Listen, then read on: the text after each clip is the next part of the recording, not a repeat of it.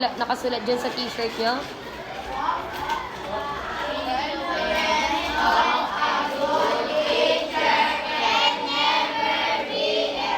O, anong ibig sabihin yan?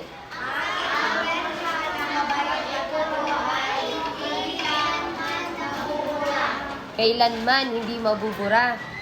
O, pag hindi kailanman mabubura, ibig sabihin matatandaan nyo siya. Pag sinabing good, si teacher, dinidisiplina niya kayo. Masama bang disiplinahin kayo? Hindi po. Masama bang ituro sa inyo anong dapat niyong gawin? Hindi po. Nagagalit ba kayo kay teacher pag sinasabihan kayo? Hindi po. Lalo na kung alam niyong mali kayo? Mali bang i-push kayo ni teacher kapag hindi kayo nagre-recite? Hindi po.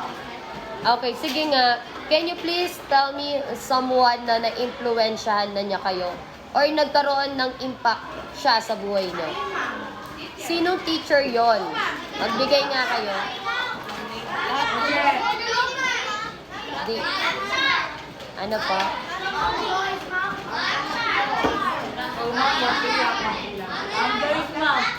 Ano yung ginawa sa inyo ni ma'am?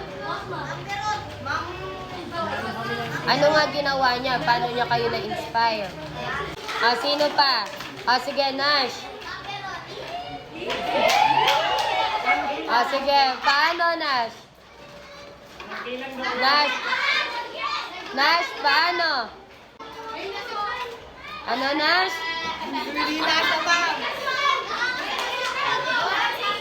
Ay, everybody won.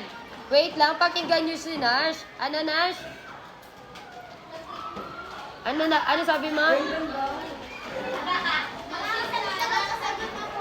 Nakakasagot ka na. Okay, sige. Very good. Sino pa? Si name mo na? Sige na. Sino? Ay, talo talaga kayo. Si Ma'am Beron daw na naman. Charis. Sige na. Paano?